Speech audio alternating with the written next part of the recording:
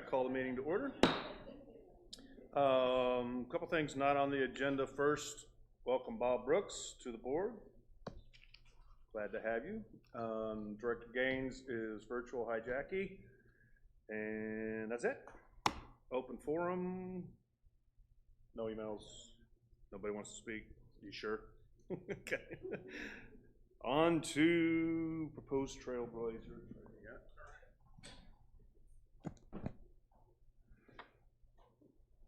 So met with the Trailblazers, and they are proposing a number of new trails for our community. But first wanted to cover some of the existing trails, kind of a recap, because over the last several years we've approved some projects, and just wanted to kind of give a recap of where we're at. Before we start talking about future, let's talk about where we're at right now. So completed ones is Kingsdale Cutoff Connector, the Tavistock and Ellsbury Connector, the Rillington Family Loop, which I think now is Snowbird, the Lake Ann Dam Parking Lot Trailhead, and Burksdale West All-Weather Family Loop and Trailhead. And you could even include on that the Treehouse play set. In progress is the 71B Parallel Connector. This is going from the museum all the way down to Blowing Springs, and they're making good progress on that. Construction begins construction shortly on the two additions, but the main trail is complete. Lago Vista West Beginner Loop in design workflow. FAST will begin building it with construction beginning by August. And then Burksdale South Concrete Path, which is north of Allens, design is complete. They're still working on funding through the Walton family or et al. Funding sources before they can get underway. And this will actually come up a little bit later on in the presentation. On the bottom left, you'll see a number of projects that have been approved by the board, but are still in the planning development pipeline, so they haven't been forgotten, they haven't been canceled, but they are still on the books, but not a tremendous amount of progress has been made. This is the Pinion Creek Beginner Loop, the Mulligan Beginner Loop, the Wentworth Neighborhood Connector, Carverna Neighborhood Connector, and the Southwest Chelsea Hiking Multi-Use Trail. So more to come on those ones down the road, but they are not forgotten. So here are the projects, the proposed trails. So you see there's a number of them.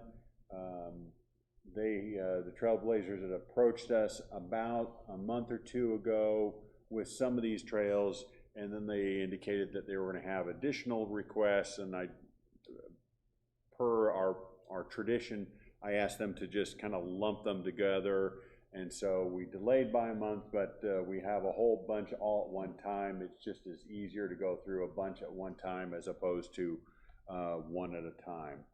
So the first one is Below the Bluff, and you can see from this is just to the east of Burksdale South, so northeast of Allens, and this would be further enhance the neighborhood connectivity to Dalton Drive. It'll access more residents, and it's about 0.75 miles. You can see the grade on the presentation there. And this kind of ties into the very next one that we're going to show right here. And so this is kind of part two, and this is from Dalton Drive to the Greenway.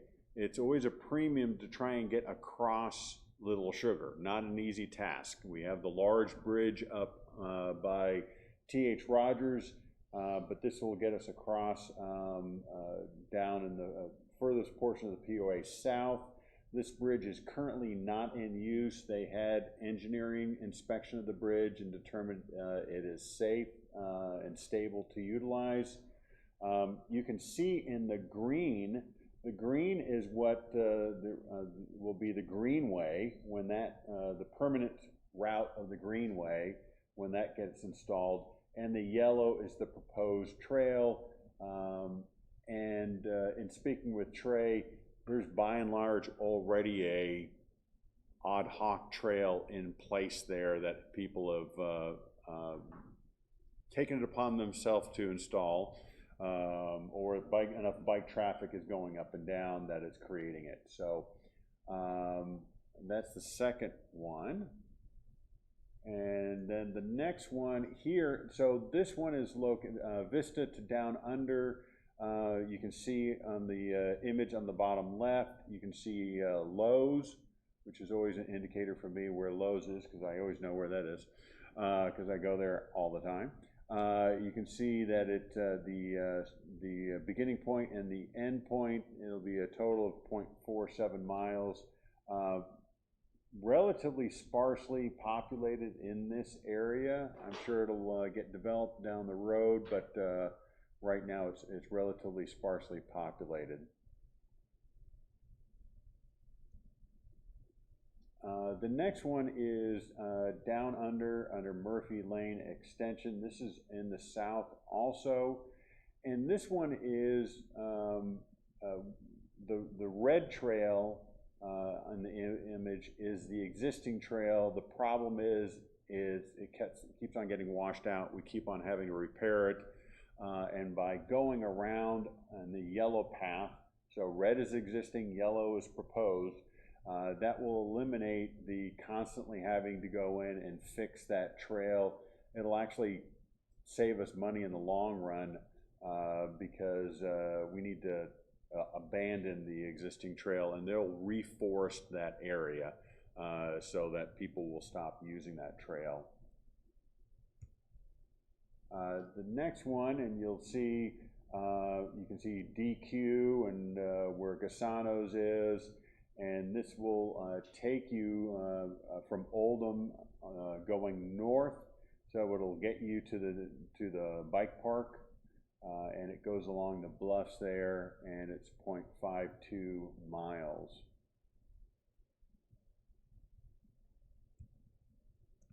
Next one, so we talked about Tavistock being completed quite a number of years ago, and this will be an extension from Tavistock to Snackatack. If you recall, Tavistock was originally a neighborhood effort.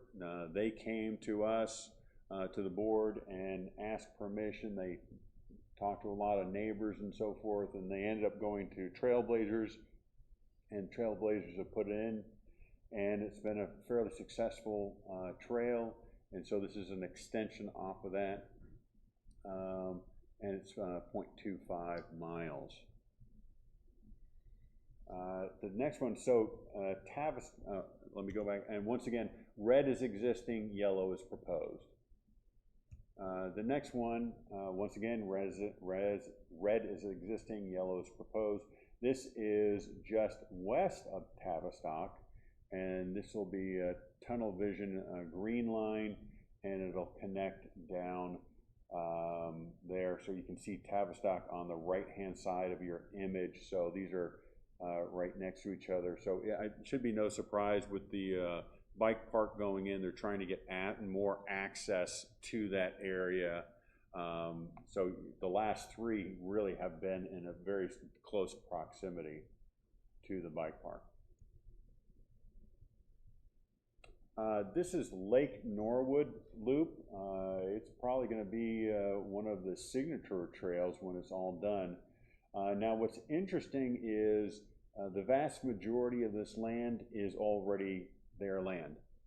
When I say their land, Trailblazers, Blue Crane, family, et al., it's their land. It's the eastern portion where that property line is. That's where it goes into common property. And so this will create a really scenic route and as I indicated earlier, will probably be one of the more scenic trails in our community.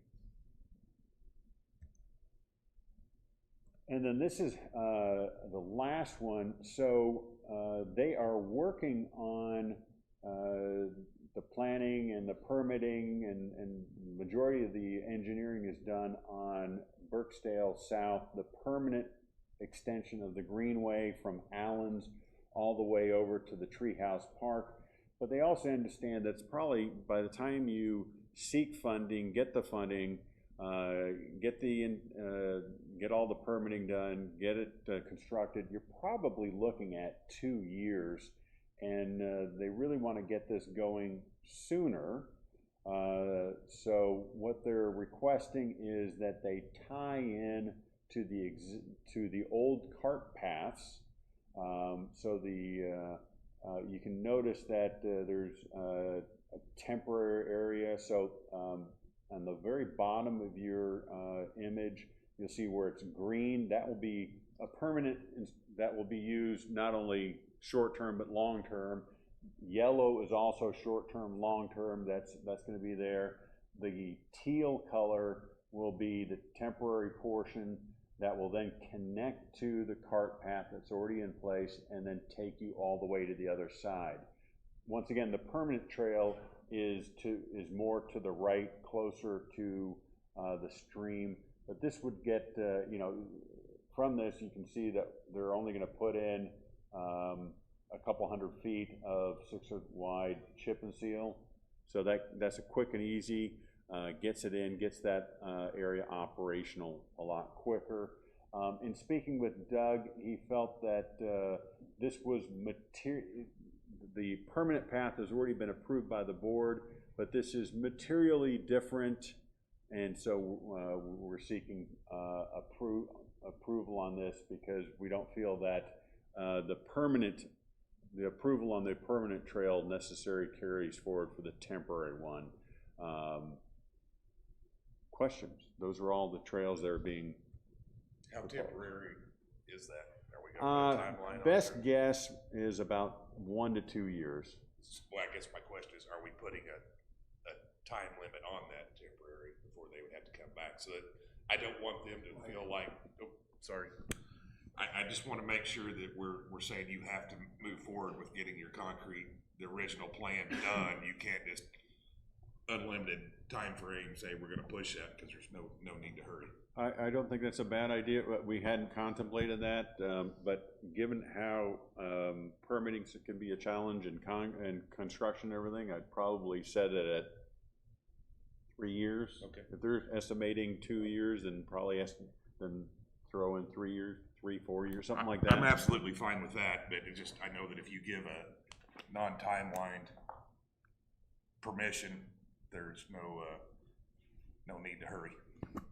I think that's very reasonable, but we've learned a lot about how projects can be heavily delayed. Agreed. So if they're saying 2 years, let's double it just in case. Well, and that makes it good for the city too, because after you get a permit from the city, it expires after a year and they got to start over again if they don't hustle and get things done. So I think it's a very reasonable request. I have one other question. I think we might have touched on this before, but I was trying to add it in my head real quick. This is not a lot of trails. This is more connectors, and it's what, about 4 to 5 additional miles? So we talked about, right now we're sitting at about 112 miles of soft surface trails. This is probably adding 4 miles. But I referenced on the one trail, I can't remember which one it is. This one, where we're actually going to save a little bit because this one's not holding up well. So will there be a material increase in the total maintenance costs? I really don't think so, because you're looking at less than 3% growth, but you're saving here, so. And for those that are concerned about it just adding more trails and trails and trails, these are really just enhancements to some neighborhoods and better connection so that more people can use them instead of driving. Yeah, what they've talked about is, when the trails were originally built, is they created a lot of, 20-mile loops, and then they realized that, not everybody wants to do 20 miles. Some people want to do 5 miles or 2 miles, and so this creates smaller loops that make it easier for everybody to use the trails. I also like is, they didn't come in, they didn't put the trails in and then walk away. They're still adding, making it better, improving, and so forth. So that's what I like to see. Is it's not just one grant and then they walk away and then it deteriorates over time. No, they're coming back and making the system better. I have a comment and a question. The comment is on the Burksdale South area on that map was blue.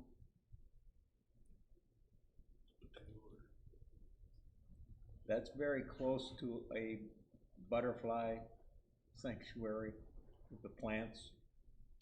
And I'm hoping that, that they're not going to impact that or destroy it. Without blowing it up, I'm not exactly sure where the butterfly area is, the habitat. But, I would hate to see all the work that's been done to establish that get torn up. I'll comment and I'll make sure that they rat around it. Okay, because I'm sure Wendy would have a fit. And I would be with her. And the question I have is, on the maintenance costs, some of these trails, quite a bit of the mileage is not on POA common property. A lot of it is on Blue Crane land. Just on the Norwood one, I would say. Well, the south one too, down there by Lowe's. Correct. Okay, so how, the maintenance cost on that, Is it that one? where does that fall? Does that fall on Trailblazers to maintain, or are we accepting the maintenance for that too? I believe Trey said there'd be a chargeback for that to Yeah. Blue Crane for any maintenance. So it's- Exactly. That's what you're right. That's what he said. There is a good process in place between the POA and the city to identify, where those differences are and splitting out those costs. Where it's a shared cost, we share it. Where it's city, it's city, and where it's POA, it's POA. Wanted to make sure. Yeah, for example, on the extension of the Greenway from Blowing Springs to the Metfield Park, we cover the lower portion and the city covers the upper portion for maintenance. I had several questions and several statements. On the Burksdale South, first of all, what's the big hurry to get this going? We approved this quite some time ago.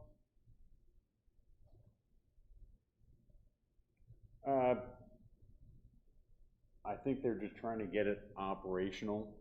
I think they see the need to get it operational. And this allows them to open it temporarily while they're still working on the permanent fix. And because the permanent trail is going to be more to the east side, they can do construction while the trail is still open.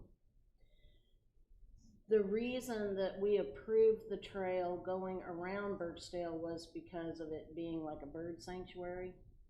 So the You bottom, visited with this bottom portion, right over here, is where that rookery was.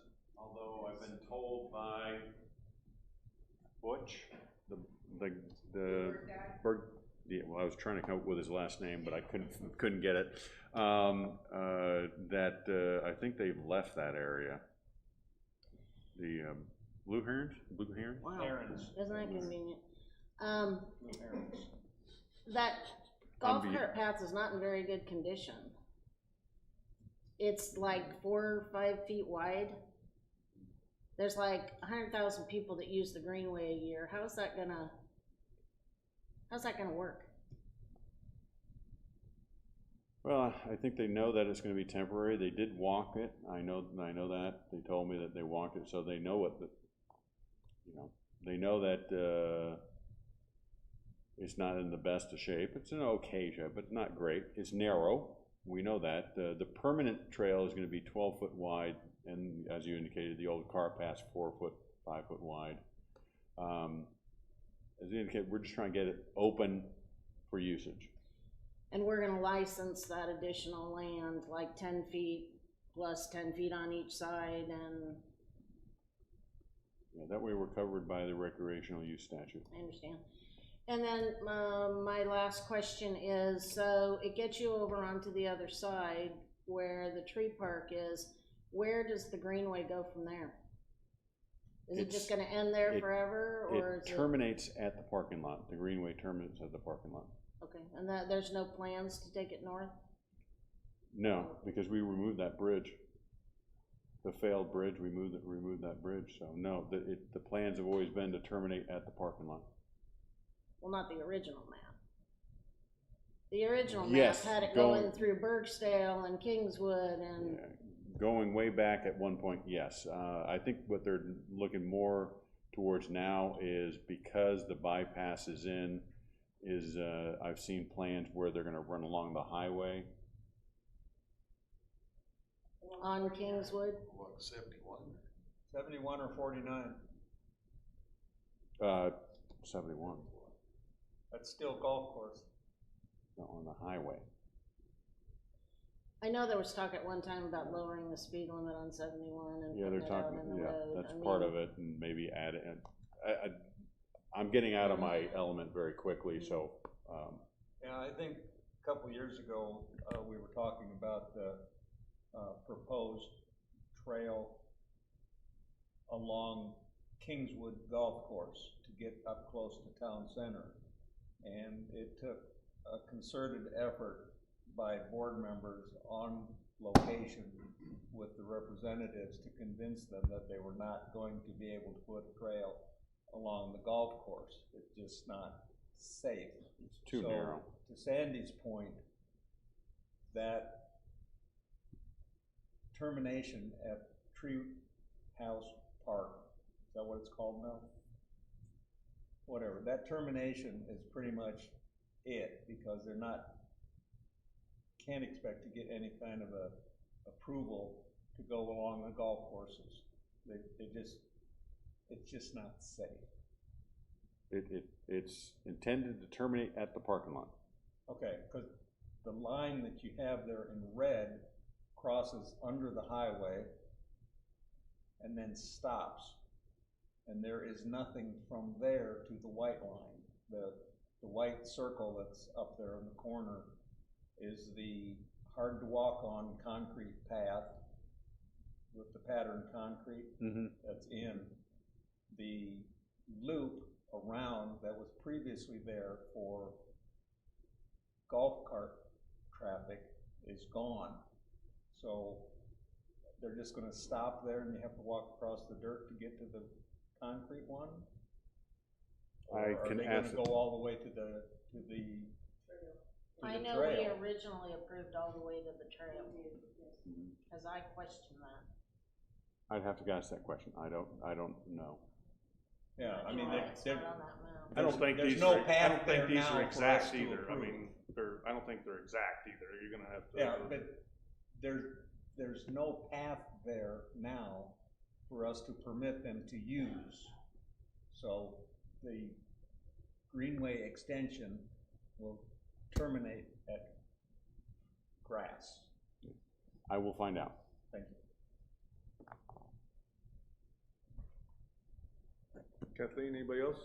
Jackie? Oh, sorry, Yes, Kathleen? I have a question, I can wait, whoever's first. Sorry, You go want ahead. me to go? Can't I have find a it. question on the Burksdale South. I think that the old cart path is a loop. Are they requesting to use just one portion of that cart path? That's correct. So if bikers wanted to go on the other side, there would be nothing to stop them from using the loop though, is that correct? Correct. Okay. Kathleen?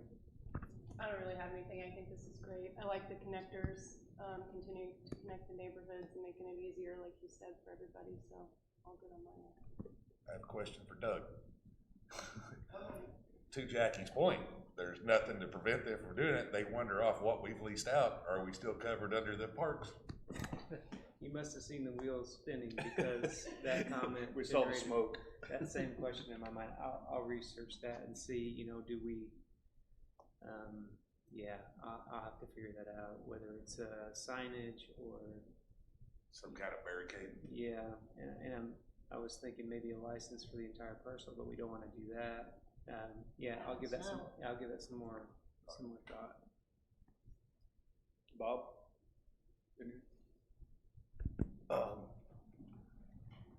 What's reasonable terrain for them? My question would be, from a safety standpoint on that golf cart, is it reasonable for us, regardless of the recreational use statute, when you put something into use, it needs to be in condition that's going to be safe for the user. Now, they say it's safe. I haven't seen it in years, so I don't know if it's safe. I don't know if I'm comfortable saying, yes, it's reasonable that this is safe for bicyclists and walkers. So my concern is that we put ourselves at risk if it can be proved after somebody's injured that we didn't examine it properly to determine that their definition aligns with our definition. I walked it about 6 months, a year ago, and it was fine, but I will go out and inspect it to make sure that there's no concerns. And if there are any concerns, I'll go back to the Trailblazer and say, look, we have some potholes or whatever, you need to do that work also. Did I misunderstand you? I thought you said they were going to do some temporary work to that trail. They're not gonna do No, anything? I meant the teal area. Oh, the teal area, never mind, okay. Because Good. whatever that is, it's kind of blue, green, yellow, whatever. No. Anybody else, any other comments on trail? I guess just my 2 cents worth is I've ridden my bike on that within the last year. I blinked out. Can y'all hear me? Yep. Okay. I just question because of the width, there being bikers and members walking with their dogs. That's a lot of people walk with their dogs there. So if we go forward, I would just question the feasibility of doing a one-way traffic, one way, the other way, and then there'd be just a limited portion that would be two-way. Not bad. If we ended up doing It's actually not a more bad idea. that one. Good call out.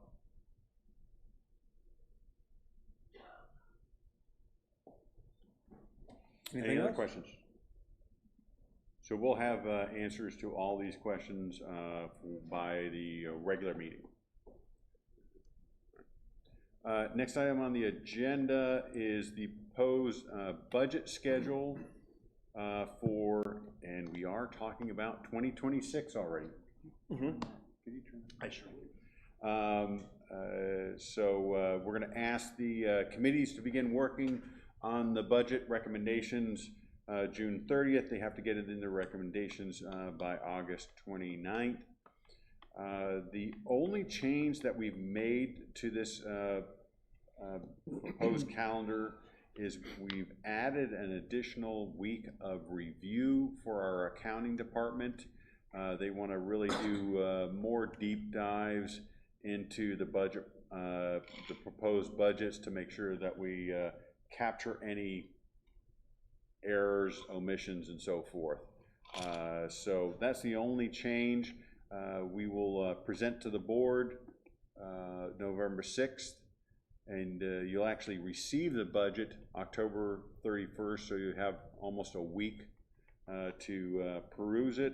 The community meeting, which will be at 6 p.m. on a Thursday, will be November 13th, and then it will go in front of the board for approval on November 20th. Any questions regarding the proposed budget calendar? next item is we have the committee recommendations. First off is the golf committee, and they're recommending John Hauser, who will be a new member to our committee. And after that, we have the recreation committee is recommending a number of 4 additions. 2 of these are re-ups. And then we just received lakes this morning. So that is not on your agenda, but will be added to the agenda. And their recommendation is Brett Araby and Howard, parentheses, Steve Killian, are the recommended individuals for the Lakes Committee. And to Did I the Recreation destroy Committee, someone's name? Damon Williams and Russell Raffel are the new members for that, right? Correct. And then Robert or Bob Williams is the chair, and that's a re-up. We're talking about the rec committee, and Alan Atkins is a re-up. Could I ask, we make a change on the application process? Mm-hmm. So I sat through all the interviews on the golf and the Lakes Committee. And there was one gentleman that was applying for the golf committee, and he doesn't play golf. It would seem to me it would be reasonable that a person applying for a committee position be involved in some manner within the subject actively. I don't disagree with you at all, but I think that's gonna be up to the committee itself to weed that out. Because how do you police that? Let's say I'm going for the Recs committee. How do you know if I walk the trails? How do you know if I bike ride? How do you know if I play tennis? It's a question on the application. Who's gonna vet that though? Well, okay, You see what I'm saying? sure, but if you see that on there, I mean, you're gonna write down all the activities that you're involved with. I mean, a reasonable person, when they see that question, are you active on the golf courses? And they say no. I mean, I think they can expect right away to get. I follow what you're saying. I guess to my point, why would somebody want to be on the golf committee that doesn't play golf unless they have nefarious intentions? Well, this guy did. But he didn't have nefarious intentions. He just wanted to serve our community. Gotcha. So I mean, so you're assuming they'll be honest about it, is what I'm saying. Yeah, and I think, and I think if they're going to want to put in the time, maybe they're better suited to the recreation committee or the lake. If they're involved in those things. And he was. He says, I hike the trails. I do that. I just don't play golf, but I want to serve. So I think it took.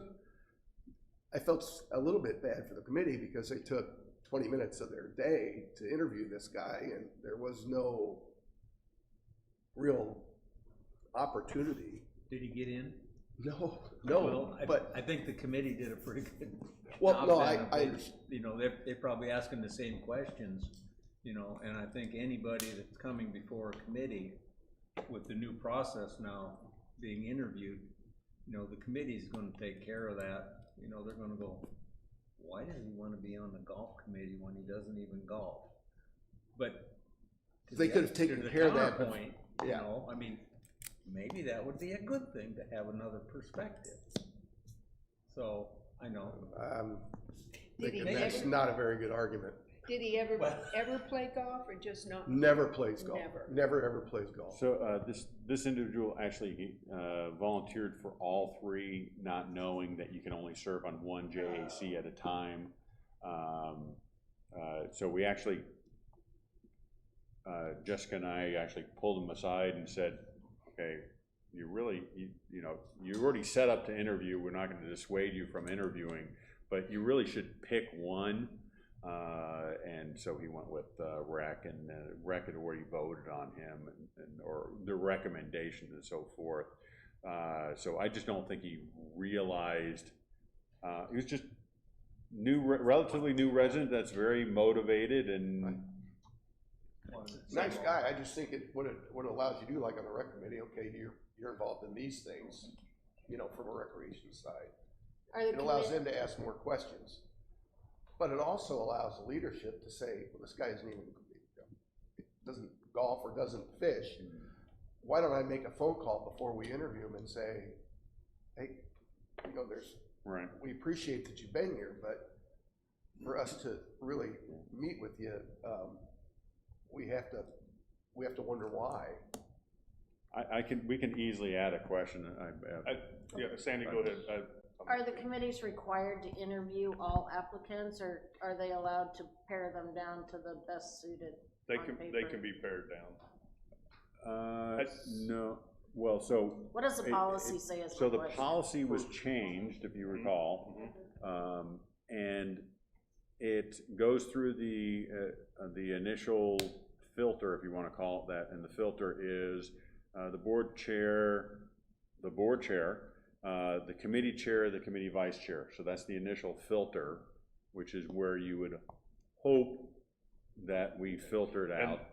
But then after that, all the remaining get interviewed. That way you're not giving deference to one person or another.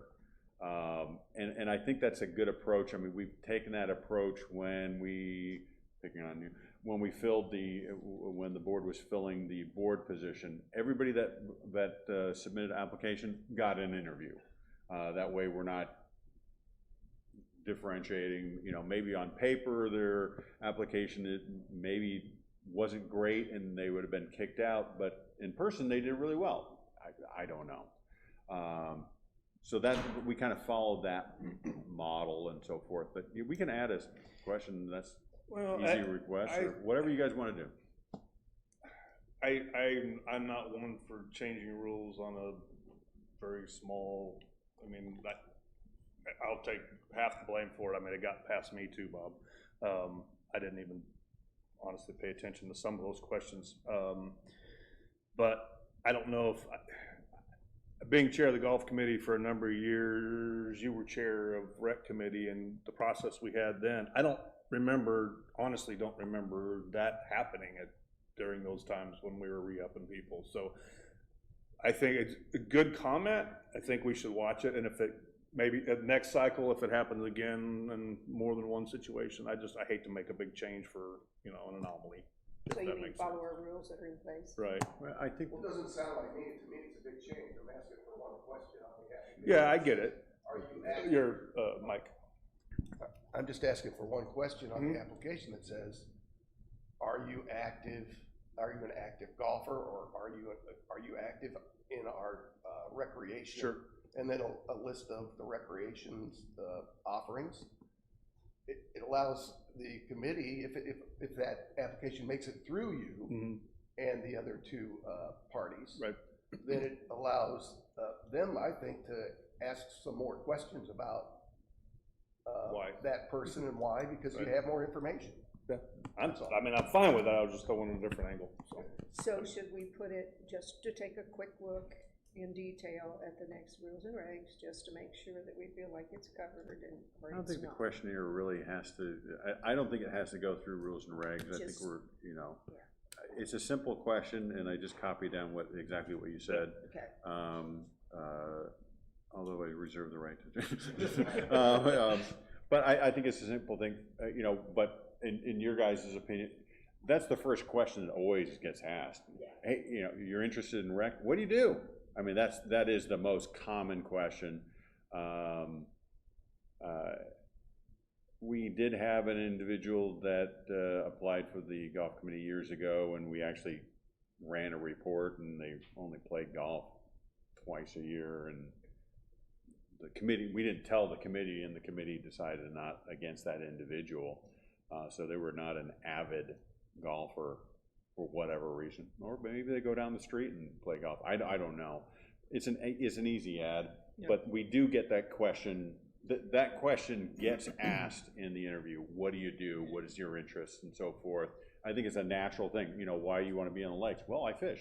I mean, it's a pretty natural. I think Bob's point, though, is that individual probably should never even got in front of the committee. That, I think, is that kind of what you're driving Yeah, at? it should have been vetted on that first round. As you guys did, say, is there a better fit for you? Right. What do you do? You turn off your mic again.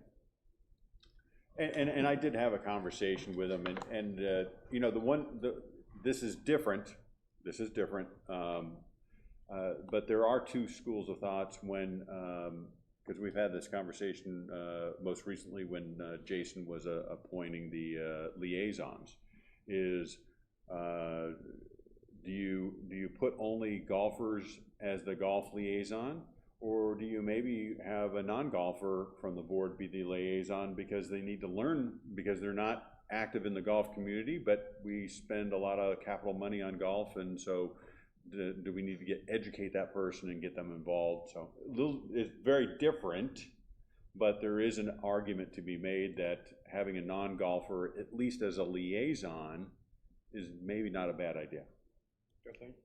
I mean, I was a liaison for golf this past year, and I actually learned a lot, and I don't play golf.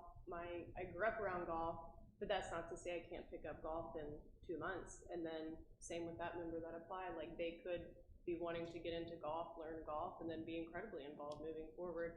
I don't want to dissuade members from applying. I'm fine with adding the question. It's hard to get people on these committees, and it's hard to find the right people. And if they might not happen to play golf, that doesn't mean that they can't make good decisions on behalf of the POA and the amenity. Kathleen, I tend to agree with everything that you just said on both counts. I think the liaison thing was a really big deal for me because I think there are things that go on around here that I'm not familiar with and would prefer to be on committees that I'm not familiar with so I can learn. But then I just watch them anyway, so I guess it doesn't matter. But yeah, but yeah, I agree. Jackie, weigh in, anything? You're muted if you are talking. All right. Okay. Good conversation. I'm sorry, I have my 1-year-old here. I was a little, my arms were full. I'm good. No, Okay. no comment. You're good. Good conversation. Other than ballots will be going out next week for the assessment vote, and I have completed my, 35 speeches? 35. So I completed that. The last one yesterday. You got him 2 more though, right? She'd do that to me too. So the ballots go out next week. You know, always keep in mind we can't control the post office, so it could take a little bit longer. Who knows? If you don't receive your e-ballot in a reasonable amount of time, always remember they do not send all of the e-ballots all at one time because that will be picked up by the systems as spam. They only send out a few at a time, so your neighbor could get their e-ballot before you do, even by a day or so. Just be aware of that. But if after, say, a week you don't get your ballot, give us a call and we'll track it down. Maybe it's in your spam filter, maybe you changed your email address, maybe you changed your mailing address, you never know. We'll help you out so that we can get you a ballot, but please vote. It'll be coming out, and that's all I had to say. Anybody else have anything to add before we go into lengthy announcements? Nope. All right, tomorrow morning at 9 a.m., board orientation lunch will be provided. It's most of the day. The assessment vote begins Monday the 23rd, as Tom just mentioned. Board of Directors regular session is Thursday, June 26th at 6 p.m. here in the boardroom. And live stream Lakes JAC Wednesday, July 9th at 2 p.m. in the boardroom live stream. Golf Committee JAC follows that July 9th at 4 p.m. here in the boardroom and live stream. Rules and Regs, you're having one, right, JB? Rules and Regs, July 10th at 1:30 here in the boardroom and live stream. The Board of Directors GM meeting, which is a closed meeting, is July 10th at 2:30. Recreation JAC is July 14th at 4 here in the boardroom and live stream. The board's next work session is July 17th at 9 here in the boardroom and live stream. And the next July's regular session is July 24th at 6. And that is it. Anybody have anything else? All right, meeting adjourned.